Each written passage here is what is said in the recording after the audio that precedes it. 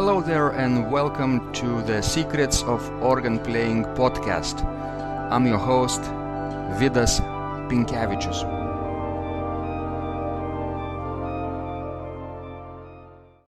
Today's guest is George Ritchie, an organist who really needs no introduction, but I'm going to say a few words about him anyway. He is mostly known in the organ world because of his famous Bach recordings. He recorded all the organ compositions of Bach on historically important instruments of the United States, and most recently he recorded Art of Fugue CD together with the documentary about this project DVD. So this was done with Fugue State Films. And also we cannot forget this wonderful resource that he made together with George Stauffer. It's called Organ Technique, Modern and Early, a method book basically for an organist who wants to develop a broad and comprehensive approach to organ playing, both modern and early techniques, legato and articulated style, as well as splendid historical introductions about these techniques, various national schools of organ playing in historical periods, as well as a few other things such as hymn playing and even avant-garde modern organ techniques. So he is a real expert on all areas of organ playing, as you will hear in this conversation, and really inspiring man who's basically curiosity led to his lifelong pursuit of musical perfection. Enjoy this conversation, and if you have any thoughts, please don't hesitate to share with George and me in the comments. We would really appreciate. So I hope this conversation will be inspiring to you. Let's go to the show. I want to start, George, this conversation with trying to remember how we first met, right? Remember, we were basically we came to the University of Nebraska Lincoln campus, and you were the first person who basically introduced us to this campus. And by us I mean me and Osha. We were at the time trying to get in to study at UNL for the doctoral program. You remember that, right? Oh, I remember that very well. It was a great pleasure to meet you and Oshra and to show you around. So I'm so glad, George, that you agreed to have this conversation today with us, and I'm so grateful to you. Thank you so much. Oh, you're very welcome. You are such a great inspiration for not only for me and Oshra, but for the entire organ world. We will talk about that in a minute, of course. Thank you. And remember how we first met. You showed this wonderful organ that was what at the time was at UNL's Cornerstone Chapel, basically, that Gene Bedian built, Opus 8. Remember that instrument? Oh, yes. It has now a new home, right, at Thomas the Aquinas Roman Catholic Center. And luckily for us, you were the first person to introduce this wonderful, spectacular, historically conceived instrument. So from this experience, from this moment, this was a beautiful day. I remember early spring, I guess. You were the most basically ambassador of UNL. Remember, the first person we met in Lincoln, basically, and we with Osha thought that's the place to go because of your experience with us, and you shared lots of stories about UNL and about this organ. We thought, yes, we want to study there. So thank you so much for being such a wonderful inspiration again. Well, I'm flattered that you say that. It was a mutual feeling because we, and I say we meaning Quentin Faulkner and of course and Gene Bedient, felt very fortunate to have you and Oshra as students at Nebraska. It was a wonderful moment when we knew you were going to be coming, and we had a great experience with you there. Yeah, and let me ask you a little bit, George, because many organists are now listening to us, or not now, but later will, when this recording will go live, will be listening across the globe, and of course they were very interested in you and your Bach expertise and Art of Fugue recording and DVD. Can you tell me a little bit, for starters, how you first fell in love with the organ? Um, it's a complicated story in a way, but I'll try to make it a little simpler. I began piano, of course, as so many do, when I was 6 years old, and then at the age of 12 began organ lessons.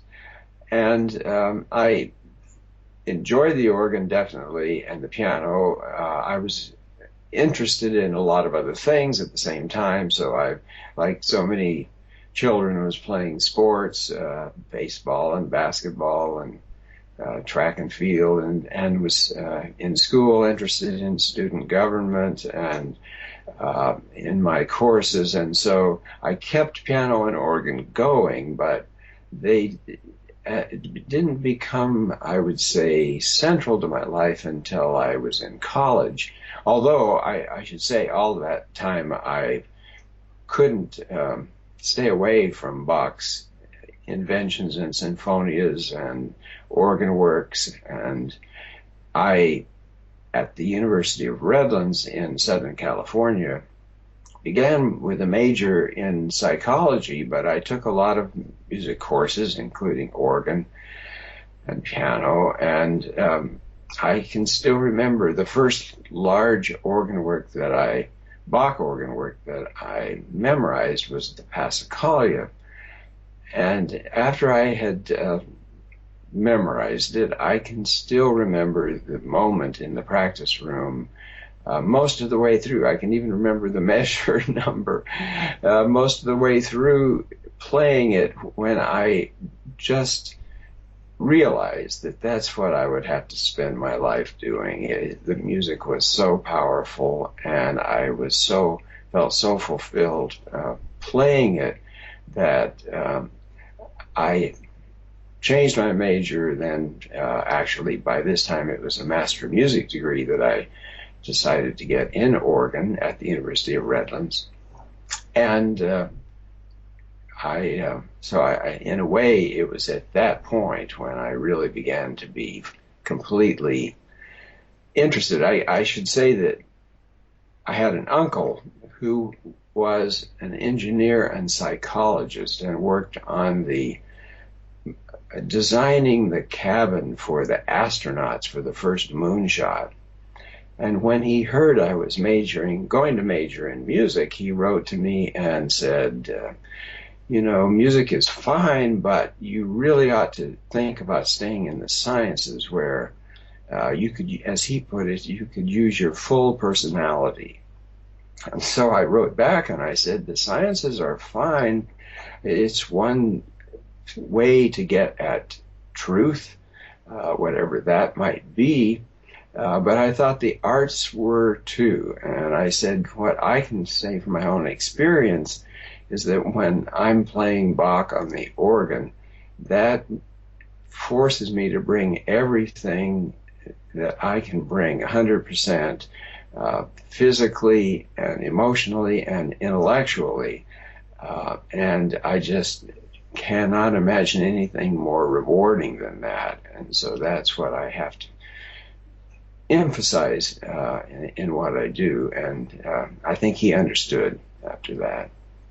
I guess many people listening to this would basically agree with you 100% that Bach, with his tremendous spiritual influence and depth in his musical works, especially in organ works, have such a profound has such a profound effect on any individual who is willing to open his mind or her mind for this tremendous, of course, artistic experience.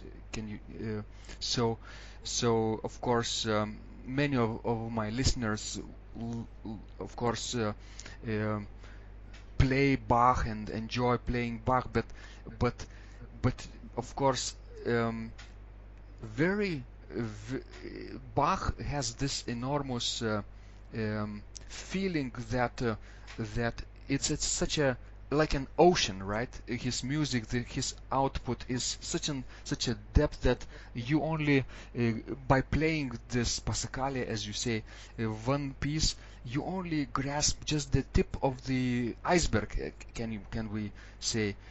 Basically, everything else is such a broad mystery by basically.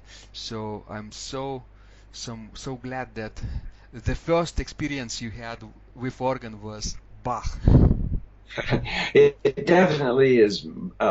You feel bottomless. There's always more to learn about it, and I think that basically you realize that the more you study this, is true. You realize this that you're dealing with one of the greatest minds the human race has ever produced, and you have the chance to be intimately connected with the output of that mind, and so it's a continual source of inspiration for you because there's always more to learn from what he did. Exactly. I was counting once my teachers, and of course I was kind of aware that we all as organists continue this organ tradition, centuries long tradition, 7 centuries long, of course, and it literally is possible to trace back our lineage as organists to Bach, right? Or even older times to Buxtehude and Svelling, right? So I think we calculated that you were the the tenth generation student of Bach, and I was 11th generation because of that. That's great to count it With back up. Austria, we calculated and found very rewarding and Thank pleasing. So, of course, this interest in Bach was your first organ experience. And what else after that happened? Did you go first to France or to Germany after your studies in the U.S.? I had a German government grant to go to Germany to study for a year with the blind organist and Bach expert Helmut Walsche in Frankfurt. Yeah. And that was whatever doubts I might have had about how I wanted to spend my life, that solidified my thoughts because it was an amazing experience to study with him. He was so incredibly articulate and knowledgeable about the music. He had thought about it so much, and he had learned it basically, if you think about it, inside out. In other words, being blind, when he learned a specific Bach work, he would have somebody sit at the keyboard and take a few measures and first play the soprano, and he would memorize that, and then the alto, and then the tenor, and then the bass, and he would memorize each of those melodies individually, and then sit down and put them together himself. And so, in a sense, this is what I mean by learning the music from the inside out. The entire polyphonic tapestry then is laid out for you. You see it as a conductor does in a choral conductor or instrumental conductor, each melody separately and then combined. And so he would have, for example, me and other students in a chorale prelude, he might say, don't play the chorale in the soprano if that's where it is. Play just the alto and the bass and the pedals, and don't play the tenor but sing it. So you would be needing to play two melodies, alto and bass, while you sang the tenor. And it was that ability to understand and be able to know intimately each separate melody and then how they're combined, and also to experience the music vocally, which he was very adamant about. But he had thought about the structure of the music, about how the melodies related to each other. He had thought about how, if it was a chorale prelude, how the music related to the text. And he himself never stopped learning. It was clear that he was continuing to learn. And so this was a huge inspiration for me. I mean, over the years, I changed many of my aspects of my approach in terms of performance practice, but I never forgot that drive to keep learning about the music and to learn as much about it as you possibly could. Well, that's amazing, and it reminds me the story how Helmut Walcha learned or memorized music, right? The story reminds me of another story you told us while at UNL about Mozart's experience with Bach's work when Bach was already dead. Mozart was traveling, right? And he stayed a little bit in Leipzig, and he went to this church, St. Thomas Church, and remember he heard this magnificent vocal music, polyphonically beautiful music, and he ran upstairs, right? And can you tell us later what happened? I believe it was the first Bach motet, and the account is something to the effect that when they began, the choir began to sing, Mozart picked up his ears and made the remark, now that's music one can learn something from, and then insisted that they bring all the parts to him, and he sat on the floor with the parts around him studying the music, studying the score. And apparently it was quite an overwhelming experience for him. And one of the intriguing things about that to me is the thought of when one genius meets the work of another genius. Exactly. And that genius being Mozart then knows that he has to somehow deal with what he's hearing. And so as time went on, he worked very hard with Bach's music as models to be able to write his own polyphonic music. And there were various attempts, that, some not as successful as others, but eventually he incorporated it and it became part of his style. And so, for example, when you hear the final movement from the Jupiter Symphony, it's the exact, in a sense, his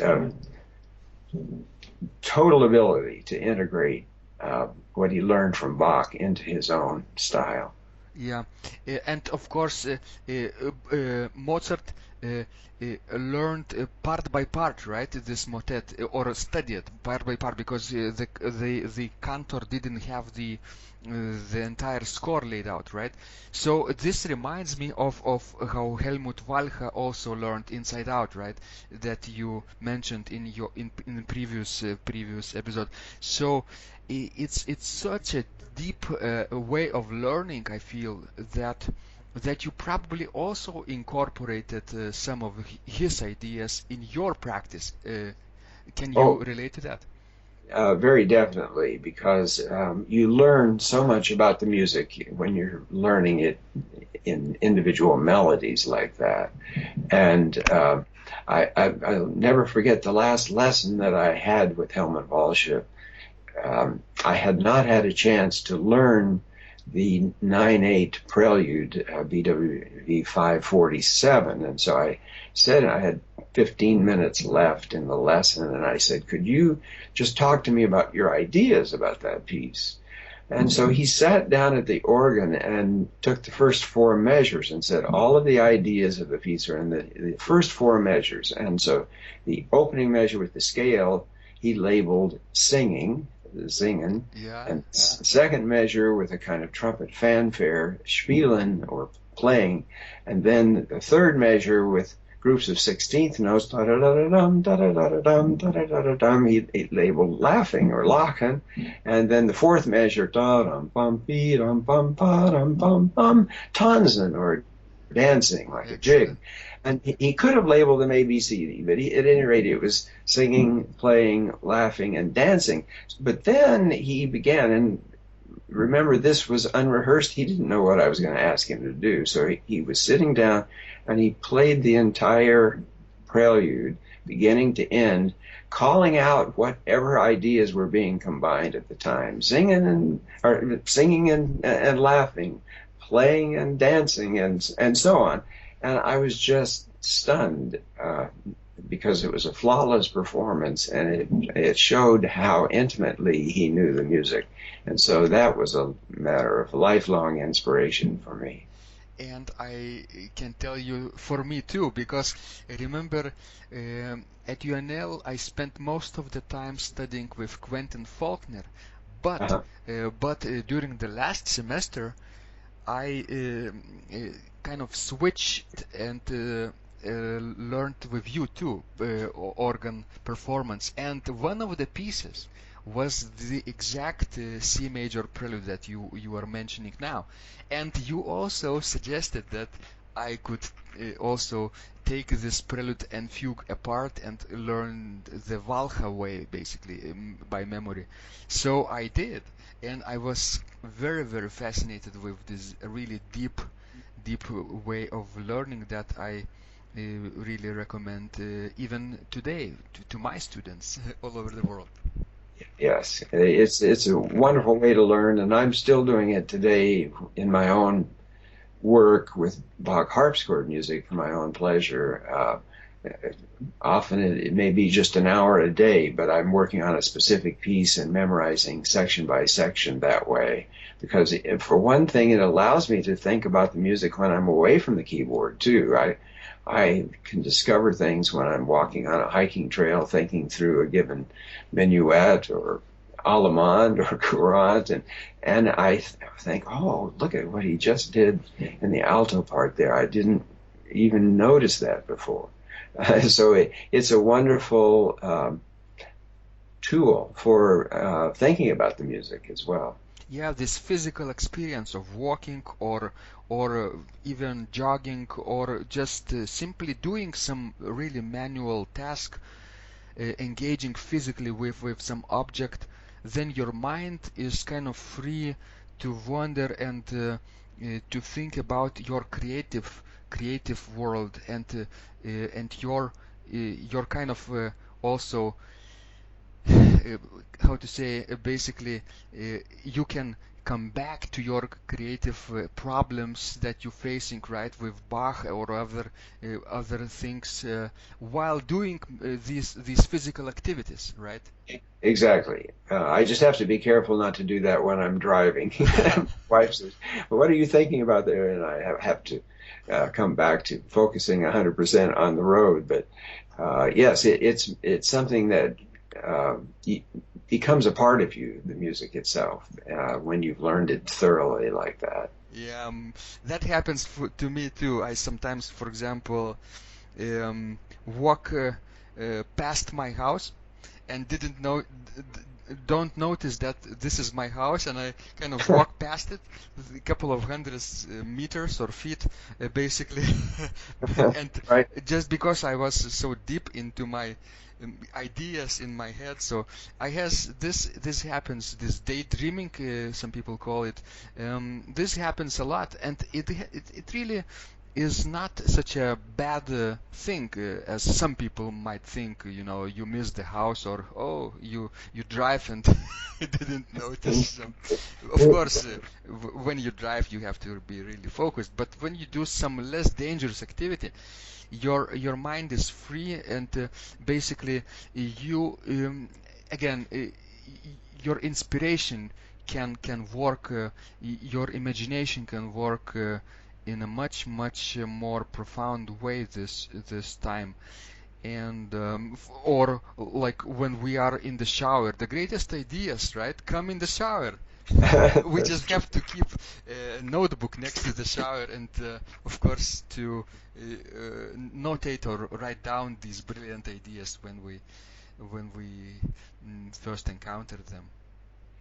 Yes, it's definitely true that a lot of an artist's main ideas come away from actually, say, for us, being on the organ bench. They come away from them at other places, and in unexpected places sometimes. But it's also wonderful as a teacher, because when you're working with someone else, also you gain insights. You learn from the experience. You learn from your pupils sometimes. Exactly. Yeah, and when I remember you told us that after Germany, after studying with Helmut Walcha, you went to France, right, to study with Isoar. Who encouraged or inspired you to go to France also? Well, in 1976, I went to the National Convention of the American Guild of Organists in Boston, and I had heard about two people who were going to be giving classes there and lectures and demonstrations. One was Harald Vogel, who had a huge impact on me from that moment, and the other was André Isoire from France. And so as far as Isoire goes, then that was 1976. And in 1982, I had a sabbatical semester away from the university. And I had been studying in Germany with Walcha before, and I knew how much I had learned just being in the German culture, and so I thought I was sure that, as opposed to just listening to Isoire's recordings, that I would learn so much from being also in the French culture. And so this is exactly what happened, and I spent 3 months working with him, and they were wonderful. For one thing, he typically, when I played a piece for him, say a piece by Couperin or Clérambault or de Grigny, I would have listened to his recording of that piece, and I would have tried to fashion my interpretation to some extent after what I heard him do on the recording. But then he would sit down and play it a second way, and then he would play it a third way. And the wonderful thing to me about that was that he wasn't saying about any given way or any given approach, this is the way to do it, but he was saying these are options. And I began to realize that the most important thing as a learner is not to know or to be told how to do something, what the correct way is, but rather to be told what the options are. And this gave me a great sense of freedom with that music I might not have had otherwise. And he approached it in a very improvisatory way, which also appealed to me because I had played jazz piano quite a bit in college. And so I felt that experience with him was important, but also being in the French culture, I had what I later felt to be a misunderstanding, and that was that German music may be more, quote, profound than French music because it tends to be so much more polyphonic and etc. But what I discovered in France I thought was tremendously important to me, which is that for the French culture, style is often substance. In other words, the way the food is looks on the plate is as important as the way it tastes. The way you say something is as important as what you say. For example, in music, there's no accident that the French overture style in the Baroque period took over Europe, because it was a kind of style that was just wonderful in establishing certain moods and so on. And so this gave me a very different insight into French music, a very sympathetic one, I felt. And in addition, I would say that that doesn't mean that the French composers didn't compose polyphonic music, because certainly they did, and de Grigny is a prime example of that. So it's very profound music even in that sense, but the style itself became, to me, much more important than it had been.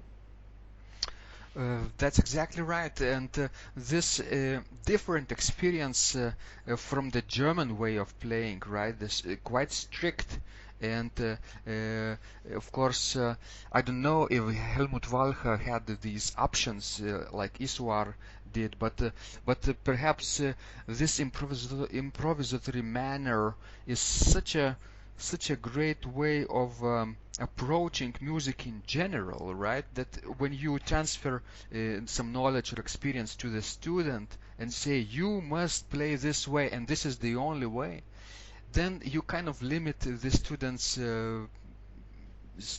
basically world.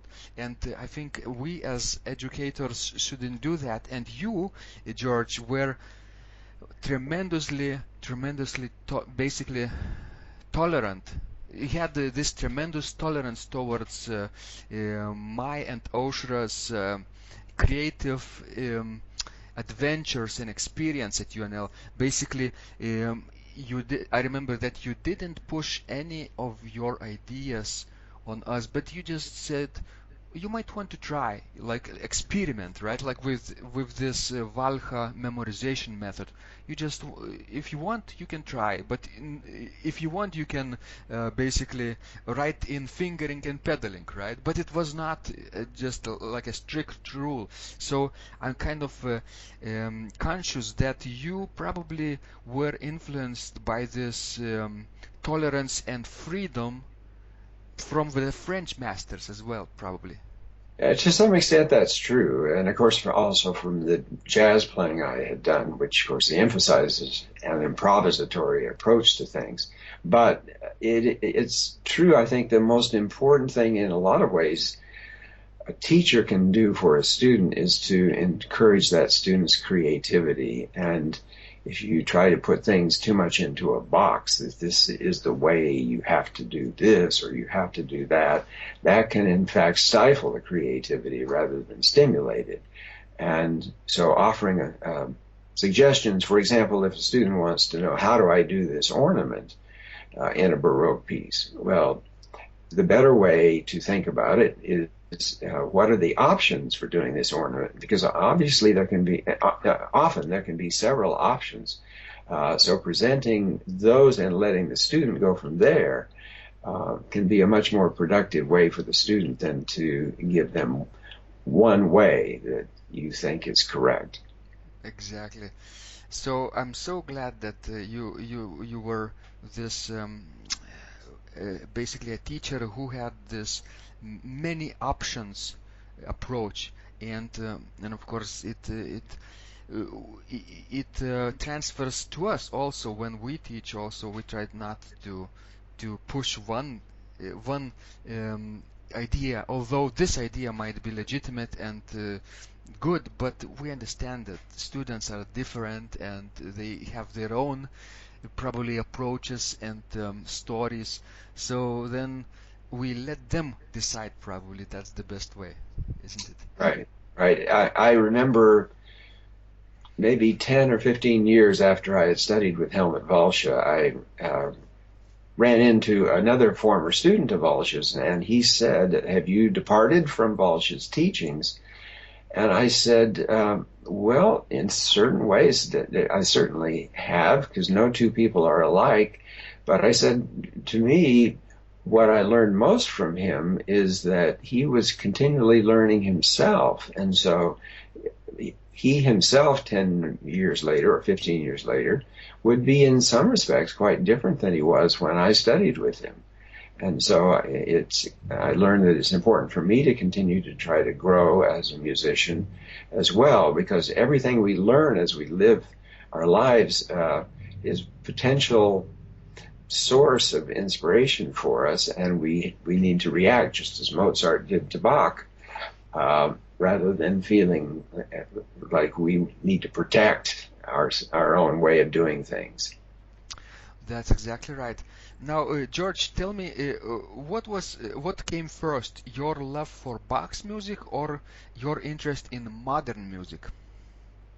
Uh, well, I would say that I was interested all along in the wide spectrum of organ music, including modern music. I would say that I found a kind of visceral connection of Bach, my attraction to Bach, as well as my attraction to jazz. And I realized later, I think, that that has something to do with their connections with the dance. Jazz music, of course, comes from Africa, the source of it, and it was intimately connected with dance in Africa. Bach's music is intimately connected with the dances of his own time, and so that intrigued me a great deal. And yet, I would say that as time went on, I became interested in the entire organ literature, and certainly right on up through avant-garde pieces, and I taught and performed some of those as well. Yeah, and when comparing these classical organ pieces like Bach and some of the other early masters to modern, even avant-garde organ music, can you don't you think that the objective of the modern art has changed somewhat from Baroque period? Oh, there are definitely changes, and yet there are many connections in certain ways as well. I mean, these changes happen from any style to another as time goes on. But at the same time, there are certain things that continue. And one connection between avant-garde, a lot of avant-garde music and a lot of Baroque music is the interest in making a dramatic impact on the listener. It's through different means, but it's still with that same intent. And so that's what intrigued me in some respects, most of all about some of the avant-garde music. In my case, mostly 20th century avant-garde music that I played, late 20th century. Yeah, and sometimes this late modern music can be perceived by the listener as well, let's say noise, right? This simple noise is, imagine a piece by, I don't know, for example, even sometimes John Cage, right? Or sometimes Dan Locklear, or even Messiaen, sometimes in his latest works, might be very, very dissonant, right?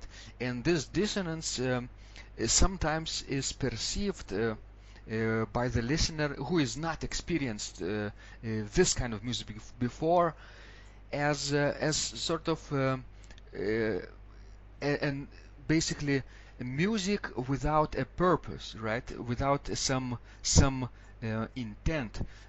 But I don't think this is the case in many ways, because composers really put many things into these modern and avant-garde compositions. But can you elaborate a little bit how the real 21st century listener can experience and open his or her mind to the modern music a little bit? In answering that, I would mention to people a book by Slonimsky called The Lexicon of Musical Invective.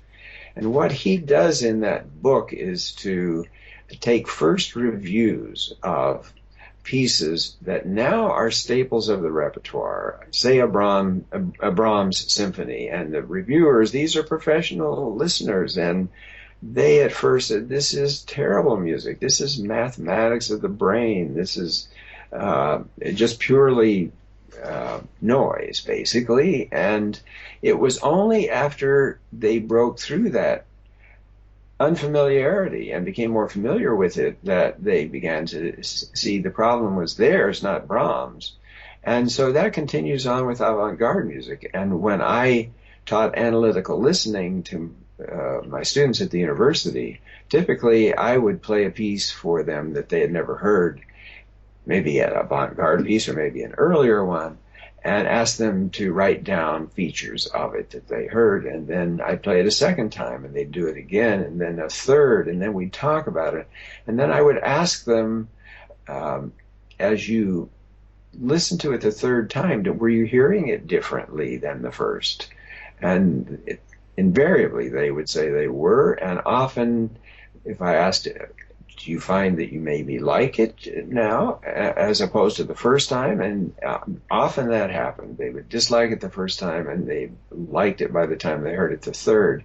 So I would always preach to my students that one should never close the door to a piece of music in terms of not wanting to deal with it or hear it again after the first listening, that you should keep that door open until you became more familiar with the sounds, because avant-garde music or any music before, you often need to become familiar with it before you can be a judge, before you can really feel like you can know whether you like it or not. Exactly, this openness, this basically sense of curiosity, right? I shouldn't say should, but it's best if this sense of curiosity would follow us wherever we go, right? To some extent, we should be continuously curious, right? Exactly. Our first question shouldn't be, do I like this or don't I like it? That's the most damaging thing we can do to ourselves, because it's much better to say, what is this person or composer trying to do? What's going on here? This sense of curiosity, as you mentioned it. And later can come the question of do I like it or not, because some things you will, some things you won't, but it's a much more honest question to ask yourself after you've been curious for a while as to what's happening with that music. Well, exactly. And this I know you recorded some modern and avant-garde music compositions, right? What composers did you play in that CD recording? Yes, I made a recording of music, avant-garde music of that time, late 20th century, for organ and percussion. I had first at a national convention heard a performance by William Albright of William Balcomb's piece Black Host for organ and percussion. And I was just really struck by how wonderful a piece it was. And so I got together with our percussionist at the University of Nebraska, Albert Remeto, and we started working on the piece, and we enjoyed the combination of organ and percussion so much that so I got together with our percussionist Al Remeto, and after working on Black Host, we approached a percussion composer, a composer on the faculty at UNL at that time, Robert Bedell, and asked him to write a piece for us for organ and percussion. And he did, and the name of that was Arcotor, Arcotor. But we had so much fun with that we branched out, and eventually William Albright, a piece called Enigma Syncopations, and then Dan Locklear's Constellations, which is a fabulous 30-minute, basically, piece, or well, 20-minute, I guess, piece for organ and percussion. And so we made a recording, and then we played concerts away from UNL, including the final concert at the International Congress of Organists in Montreal. And this became for us a different kind of experience, and we found that organ and percussion can fit together beautifully. Oh yeah, with organ and percussion. I remember very well one piece Oshera played by the Czech composer Petr Eben, Landscapes of Patmos, also for organ and percussion, and this was beautifully written, and of course sounded really well on organ with a colleague percussionist. So and your interest in modern music, of course, transferred to these famous Nebraska organ conferences, right? Because they were not all dedicated to the music of Bach, obviously, but to all kinds of basically aspects of organ music or organ world. So one of them obviously should have been modern music and avant-garde music, right? Yes, we had a conference with Gert Zacher and William Albright on avant-garde music at that time.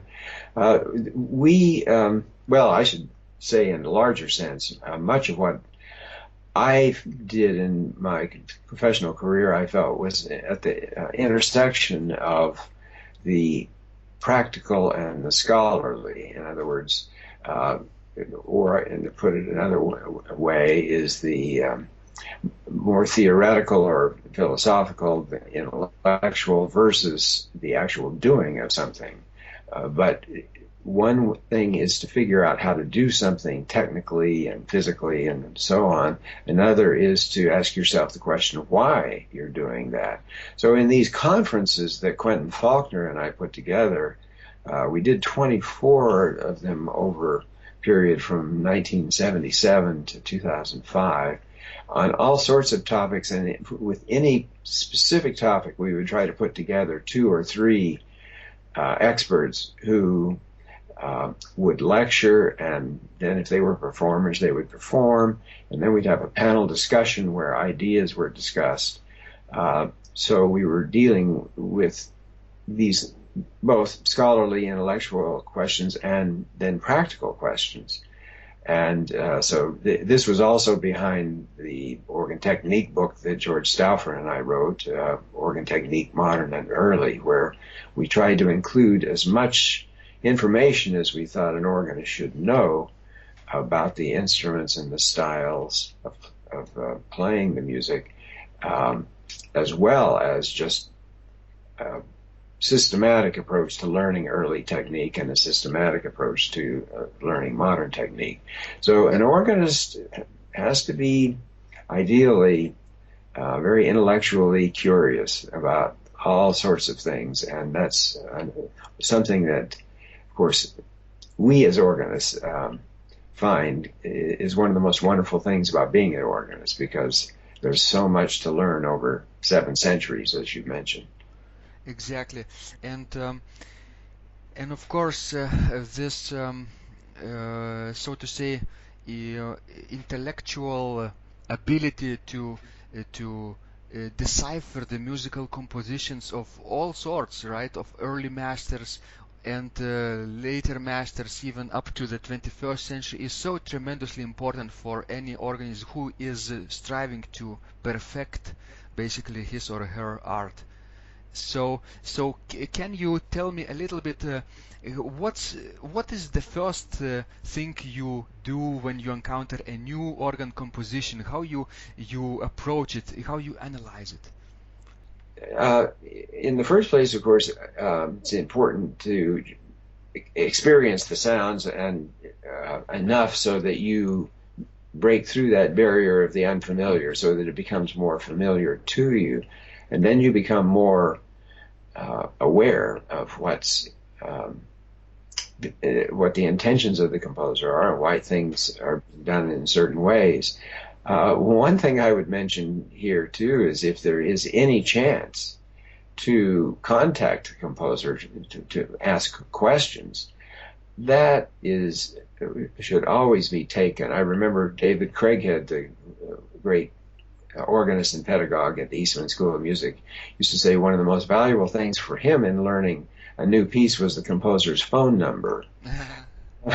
Because every time I had a chance to talk with the composer about his work, and I talked with Albright, I talked with Balcom, I talked with Vidal, I talked with all these people, you realize that even in the 20th and 21st centuries, when composers put more into the musical scores about what they intend than composers in earlier centuries did, there are still so many things that they cannot notate, that are between the lines, that are important as to how they conceive of a piece and how they would like it performed.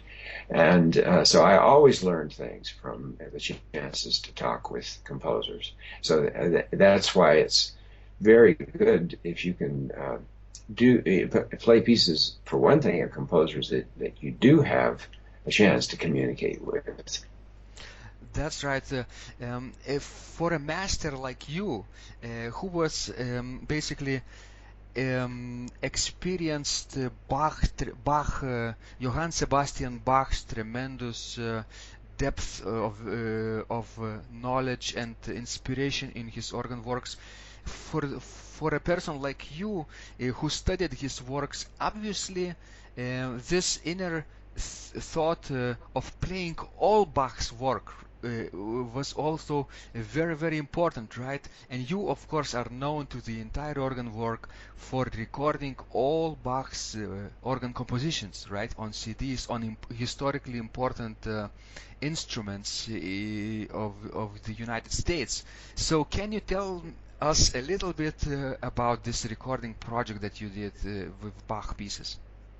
Well, I began about around 1995, I guess, on that project, and my idea was to record the organ works on American organs of the 20th and 21st centuries that were historically informed. In other words, organs that these builders created based on knowledge of historical styles, particularly in my case, North and Central German styles.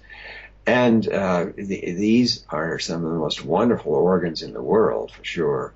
And so what I wanted to do was to try to showcase those organs. And so I put all of the registrations in the recording so people would know exactly what stops were being used. And I tried to fit the specific Bach organ works that I was recording on a given CD with one or two organs that would be particularly appropriate for that music. And so that was basically what was behind it, as well as the fact that I, at that point in my career, because it was about a 10-year project to do the complete works for me, and when I began, I had by that time developed my own approach. I continued to learn, of course, but in certain fundamental ways, I knew exactly what I wanted to achieve with that music. So I felt I could be fairly consistent over that time period in the way I approached the music. And of course, these instruments are so fabulous in historically important ways. Can you basically remember one or a few important instruments that you still are fascinated by today from that period, from that recording project? Oh, it's they all were wonderful, and I should say that I did an earlier recording before the Bach project on 4 of Gene Vidiant's organs, and they are all fabulous. In his case, different styles, from North German to French Romantic, French Classic to Italian. But it's hard to single out any one, because the builders included from Paul Fritz to Ralph Richards and Bruce Fawkes and Taylor and Booty and Nowak and um, I don't want to leave anyone out here, but builders Martin Pazzi, right? Martin Pazzi, I have to mention certainly, because he was his organ was maybe, and Charles Fisk, I should say, but Martin Pazzi in St. Cecilia's in Omaha is a wonderful organ, and one in which one can play in two temperaments, a mean tone temperament and a more well-tempered system, and so he gives some wonderful options there too. But at any rate, it was a wonderful experience to be able to play these organs from different builders. John Brumbaugh was another, and each one has its own personality, and yet fits the music extremely well. Exactly. Well, you mentioned Gene Bidian's four instruments, and in my previous podcast with Gene, we talked about his influences as an organ builder, and of course he wanted to make sure that I include some of them in this talk, because let me just read what he wrote after our conversation. So regarding people who had a big influence on Gene and his work, number one, George and Quentin. Basically, George Ritchie and Quentin Faulkner were amazing colleagues, and I was so fortunate to have spent a career working closely with them. We discussed organs, organ building, organ sound, and organ playing continuously for our entire careers together. As you will know, they are totally insightful, open, and always with good opinions. So that's Gene's words. And of course, number two is the UNL organ conferences, which George and Quentin initiated within a short time of their arrival at UNL, were also a big influence. They brought ideas, information, and personalities by experts who were at the top of our professional, and the three of us benefited in big ways, not to mention those who attended. So the concept of the organ conference was picked up and emulated by many of their colleagues in subsequent years, of course. So, and number three, it was thanks to you, George, that getting your Brombo house organ, that Gene first met George Taylor and Herman Gronke, two of his partners, and later John Brombo and John Booty. So Brombo went to Ohio in 1973 to meet Brombo and observe his shop operation. Gene went to the shop of Brombo, basically. And he writes that after a nearly all-night discussion during that visit, he really enabled Gene to change the scope of the cornerstone organ from something that would probably have been quite neo-Baroque and ugly in appearance to the amazing organ it is. So I had never been to Europe at the time we designed and built that organ. So that's a citation, very long citation of the email I received from Gene Bidiant, and I just wanted to let you know how he appreciates your work and influence on him. That I very much, of course, appreciate what Gene said there.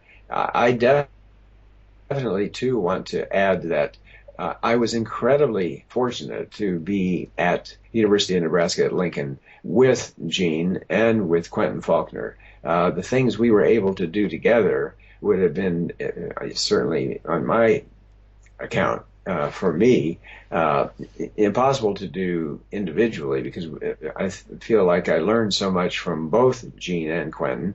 And that organ, the cornerstone organ, Opus 8, I spent untold hours on that organ getting ready for these Bach recordings, and I learned so much from that organ itself. I can't imagine having not had that available to me. And with Quentin, we worked together in a way that was always stimulating to me.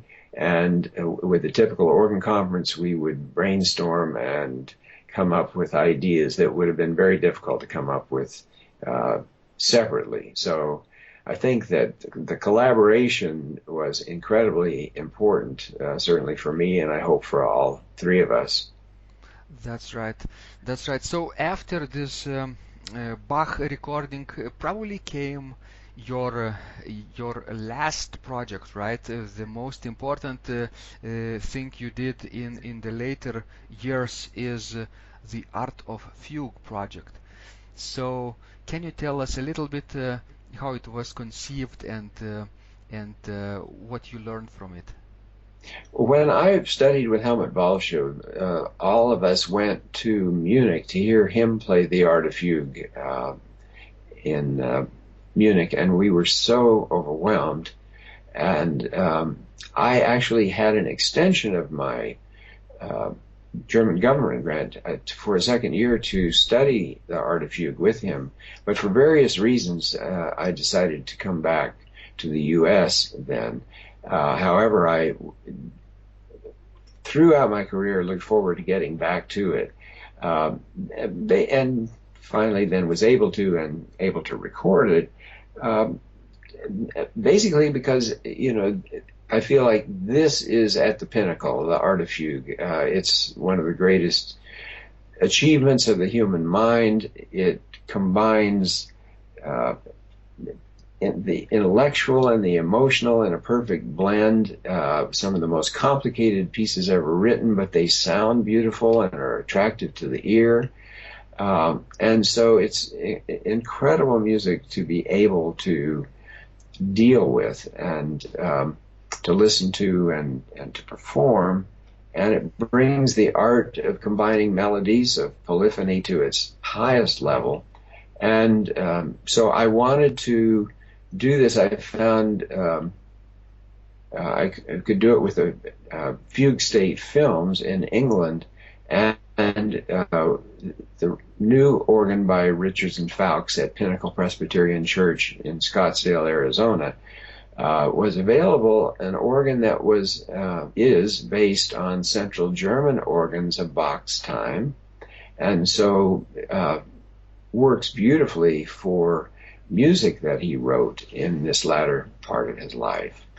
And then I also found I had the advantage of the work of Christoph Wolff, who I had been a student of at Harvard for a summer seminar, and who is, I feel, the leading Bach scholar. And so he had done a lot of important scholarly work on the Art of Fugue, which I made use of. But in making the recording too, we included DVD, which has a documentary film about the Art of Fugue using comments from Christoph Wolff and comments from the organ builders, and then I have some comments about my feelings and my background leading up to it. And then another documentary film where I talk about each of the counterpoints, each of the specific pieces in the Art of Fugue, how they're put together and various aspects of them. So again, it's a way to allow a listener to both hear the music and to think about it in terms of the historical background and the structure of the music itself. That's exactly right. And since Bach was and is such a big influence on you, as an organist, you cannot ignore his harpsichord works, isn't it? So I know that your current interest is in his harpsichord composition. So can you tell us a little bit what are you playing and practicing right now? Well, I've retired from playing concerts and, of course, from teaching. And so for my own pleasure each day, I spend time with the harpsichord works. I've memorized and internalized, I would say, the inventions and sinfonias and the French suites and all but two of the English suites. And I hope to go on to the Well-Tempered next, the 2 volumes of the Well-Tempered Clavier, then the first 3 parts of the Klavierübung Part 3, and so on. This is just, for me, the most intellectually and artistically satisfying thing I can be doing. We, as keyboard players, have the opportunity, which most other players don't have, of being able to reproduce the entire texture of a given Bach piece. Of course, there are the unaccompanied violin sonatas and partitas and the unaccompanied cello suites and so on, but for the most part, other performers of Bach need other musicians, and so we're fortunate that we can play the entire texture ourselves and sit and at the keyboard and work on it. And so that's a highlight of every day for me, is to do that. Well, I'm so fortunate that you were my teacher and Aushra's teacher for a time at our study at UNL, and you left such a deep impact on our lives, not only musical lives but also in general life. So you've been such a great inspiration, not only for us but through us to the entire organ world, basically my students also, because they frequently bring up the issue, not issue, but the topic of organ technique. Your book, method book, I really recommend people this method book, which is very, very comprehensive and has lots of practical but also scholarly information for 21st century organists. That is a must, I think. So thank you so much, George, for your work that you do and you continue to do, and you are such a great inspiration, and I hope to have another conversation with you in the future concerning your other new interests that your new continuous curiosity will inspire. For the finishing our conversation, can you tell our listeners how they can connect with you online? I have a website at georgeritchie.com. George Ritchie is one word, so GeorgeRitchie.com. There they can see how to order various things, recordings, and the book and reviews and information. And I've written a statement about my approach to Bach there. So that would be the best way to find out more information about what I've been doing. Excellent. So thank you so much one more time, George, and we'll keep in touch. Thank you, Vidas. This was a great pleasure for me. If you liked this conversation, I encourage you to visit my blog Secrets of Organ Playing at organduo.lt, where you will find lots of insights, practical advice, and training for every area of organ playing. You can subscribe to this blog for free to get your daily dose of inspiration and to be the first to know when any of my future podcasts roll out. I hope to help you reach your dreams in organ playing. I'm Vidas Pinkevicius. Thanks for listening, and I'll catch you online really soon.